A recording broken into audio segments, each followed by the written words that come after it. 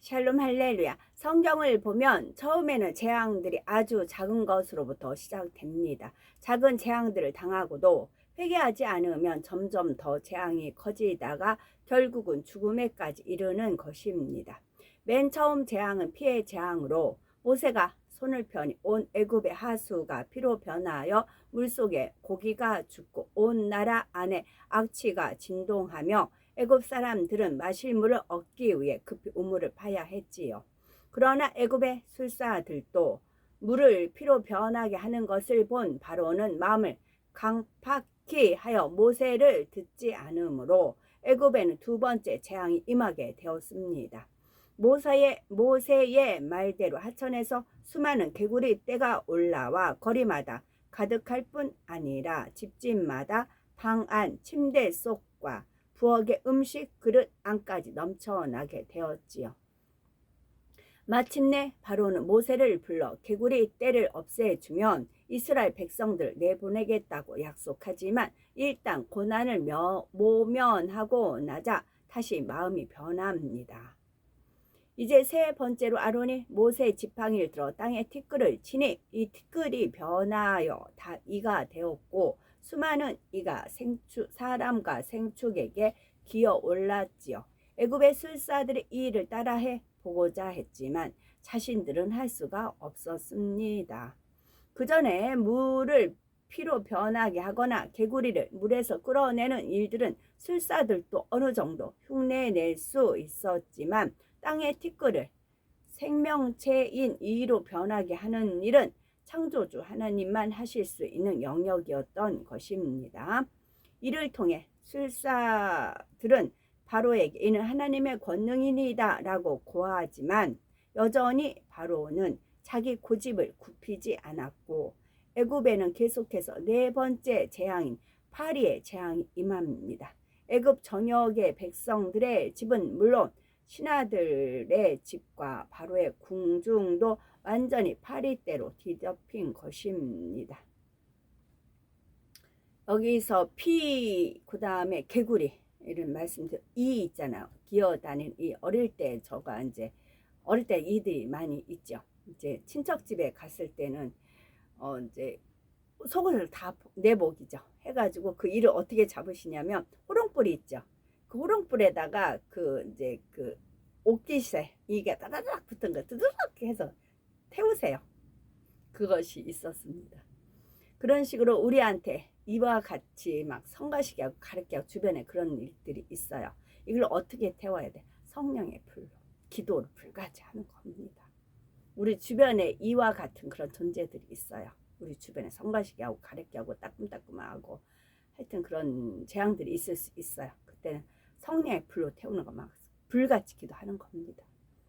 땀이 막 비오듯 이제 흐르죠. 그랬을 때 이를 태우는 것입니다.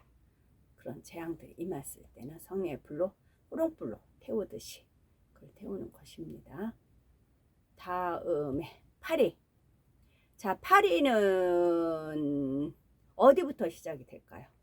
음식 썩고 막 그런 데서 벌레가 생겨. 그 벌레가 해가지고 파리가 이제 여기는 이제 얼른 성충부터 시작이 됐겠지만 파리가 생기는 것입니다. 그러면 썩지 않아야 되는 겁니다. 썩지 않는 것은 하나님 말씀이에요.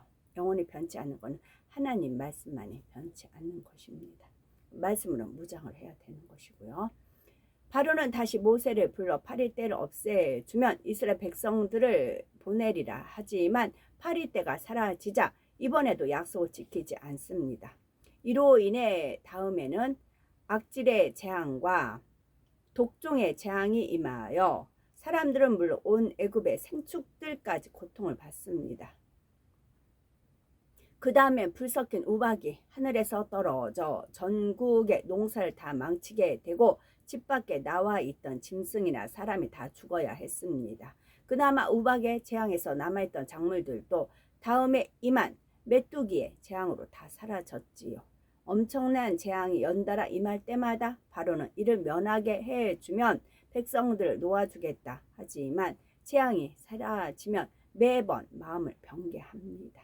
이러한 바로의 강팍함으로 인해 마침내 모세는 하늘을 향해 손을 들었고 3일 동안 해와 달이 그 빛을 비추지 않는 흑암의 재앙이 임하였습니다.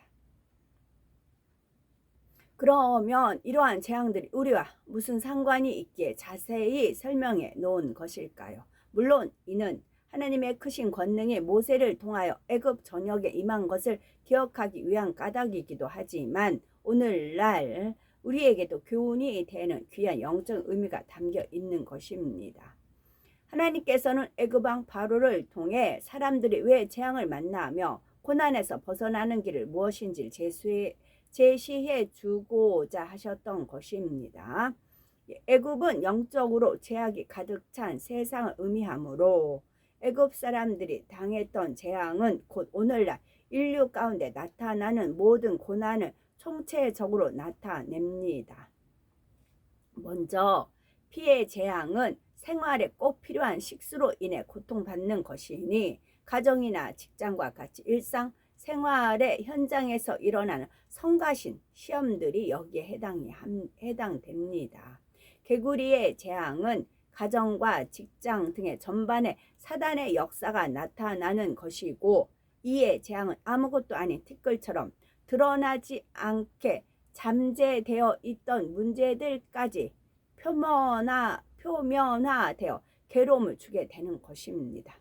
이의 재앙 정도만 해도 사람이 회개하고 돌이키면 그 즉시 재앙에서 벗어날 수가 있습니다. 이의 재앙까지는 회개하고 돌이키면 그 즉시 재앙에서 벗어날 수가 있습니다. 그러나 파리 때의 재앙부터는 그만큼 하나님과의 사이에 죄의 담이 쌓인 경우이므로 철저한 통해 자복이 필요합니다. 통해 자복은 콧물, 눈물 나는 겁니다. 콧물까지 나야 됩니다.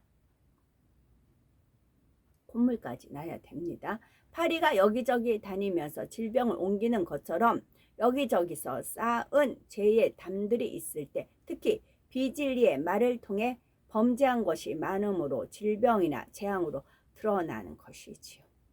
비진리의 말을 통해서요.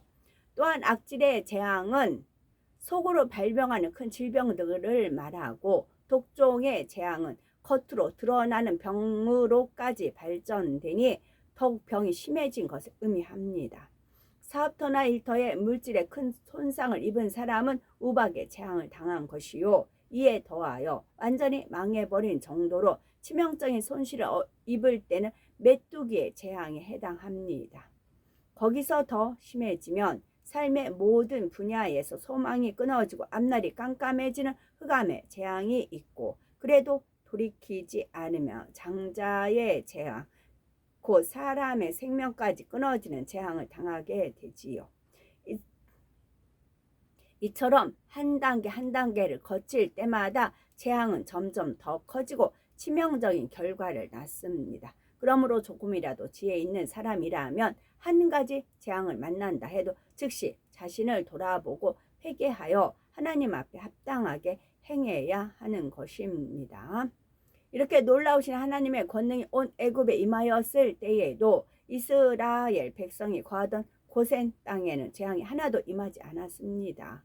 온 애굽의 파리떼가 들끓는데도 이스라엘 사람들이 거하는 고센 지역에는 파리떼가 나타나지 않았으며 악질이나 독종 등 다른 재앙들도 마찬가지였습니다.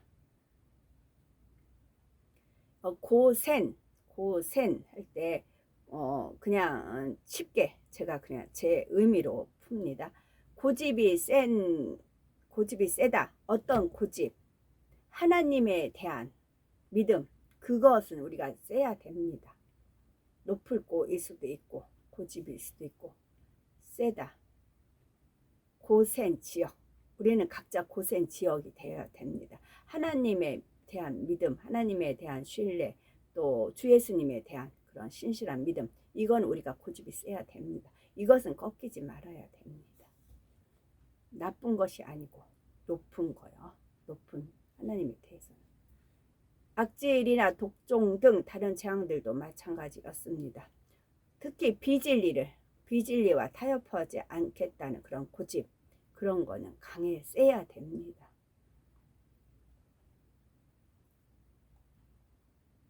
출애굽기 7장 1절을 보면 열재앙을 통해 모세가 행하는 놀라운 권능은 바로와 이스라엘 백성들 앞에서 마치 신과 같이 보일 정도였지요.